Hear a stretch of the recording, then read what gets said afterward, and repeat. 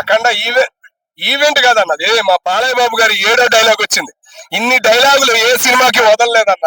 Full హ్యాపీగా ఉన్నారన్న fans పరంగా. 7వ డైలాగ్ శివతాండవం ఎత్తిందన్న. ఏందన్న డైలాగ్ ఏందన్న, బాబా బాబా బాలయ్య, జై బాలయ్య అనిపించిందన్న. శత్రువులకి, ముఖ్యంగా పనికి మాలిన సైకో బ్యాచ్ కి అర్థమయ్యేటట్టు హిందుత్వాన్ని గుర్తు చేశాడన్న మా బాలయ్య బాబు.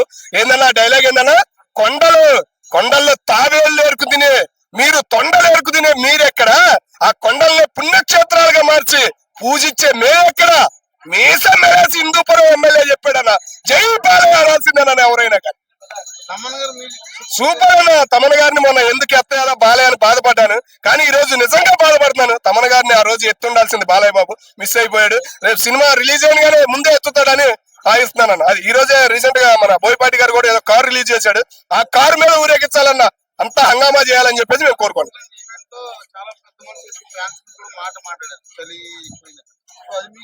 అన్నా హిందూ హిందూ హిందూ అన్న, హిందూ శివుణ్ణి పూజించే ఒక భక్తుడికి చలితో లెక్కలేదు, చలి తాండవం వాడిచ్చాడన్న సినిమాని. అమ్మ సూపర్ అన్న. డైలాగులు 7 డైలాగులు ఏ సినిమాకి వదిలేడన్న బాలయ్య బాబు, ఏ సినిమాకి వదిలేడు చెప్పు. ఏ టైలర్ లో వదలలేదన్న ఇప్పుడు దాకా బాలయ్య సినిమా దగ్గర నుంచి ఎవరైనా.